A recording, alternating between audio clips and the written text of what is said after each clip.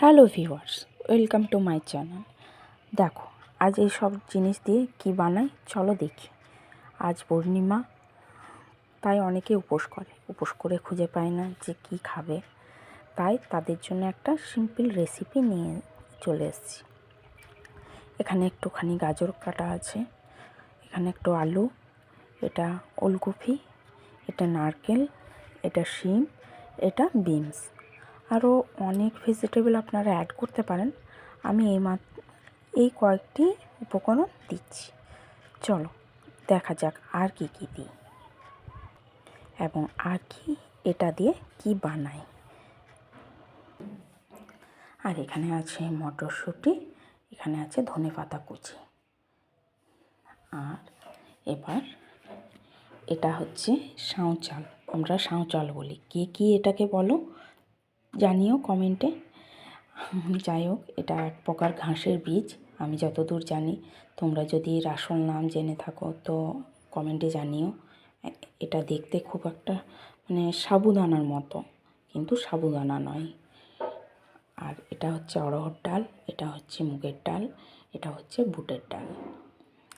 চলো এগুলো দিয়ে আমি কি বানাই দেখি। এটা কিন্তু স্পেশালি একাদশী, পূর্ণিমা, অমাবস্যা যারা উপোস করে তাদের জন্য। Let's start. প্রথমেই কড়াইটা ওভেনে চাপিয়ে নিলাম এবং তেল দিয়ে দিলাম। তেলের মধ্যে একটা শুকনো লঙ্কা, একটা তেজপাতা এবং কয়েকটা কালো জিরা দিয়ে দিলাম। এবার এটা একটুখানি নেড়ে চেড়ে এর ফ্লেভারটা তেলের মধ্যে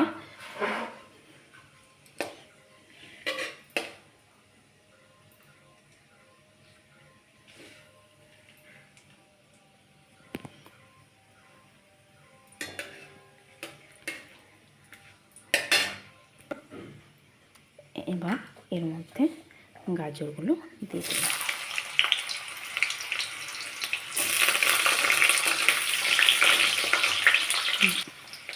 গাজরটা একটুখানি ভাজা হয়ে গেলে এর মধ্যে নারকেলটা অ্যাড করে দিলাম।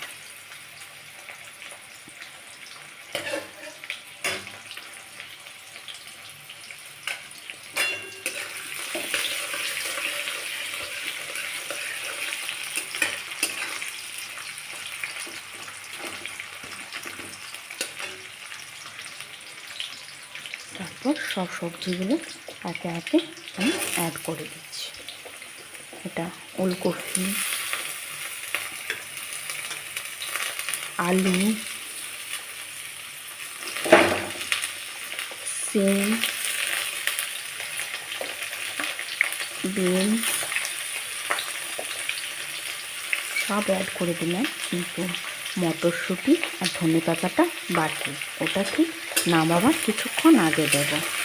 এখন এই সবজিগুলো একটু ভেজে নিলাম, বেশি ভাজবে না কিন্তু, একদম কম ভাজলেও চলবে। এগুলো ভাজা হয়ে গেছে, এবার আমি এগুলো দিয়ে দেবো।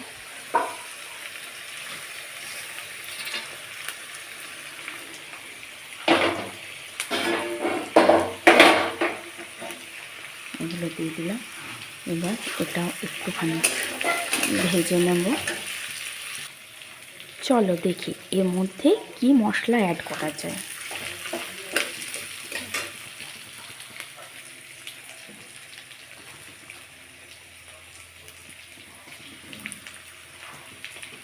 একটুখানি হলুদ,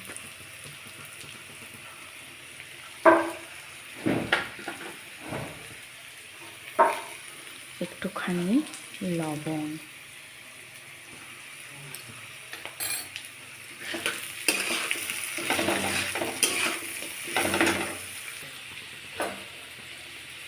একটুখানি ধনে গুঁড়ো, একটুখানি জিরে গুঁড়ো অ্যাড করে দিলাম। বাস, আর কিছু না। চলো এটাও ভাজা হয়ে এসছে, এবার এর মধ্যে জল দিয়ে দিই।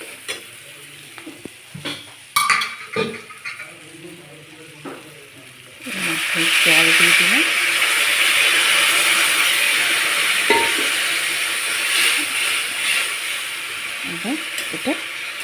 এবার এটা সেদ্ধ হওয়ার জন্য 10 থেকে 15 মিনিট ছেড়ে দিন। পরিমাণ মতো জলটা দেবেন এবং পরিমাণ মতো লবণটা দেবেন। আরও কেউ যদি অন্য কোনো সবজি অ্যাড করতে চান করতে পারেন। চলে এসেছি 15 থেকে 20 মিনিট পর আমাদের খিচুড়িটা হয়ে এসছে। এবার এটার মধ্যে মটরশুঁটি অ্যাড করব। মটরশুঁটিগুলো আগেও দিলে হয়, তা আমি একটু পরেই দিই। মটরশুঁটিটা বেশি সেদ্ধ তো প্রয়োজন নেই তাই। এবার এর মধ্যে অ্যাড করব একটুখানি গরম মশলা, গুঁড়ো গরম মশলা।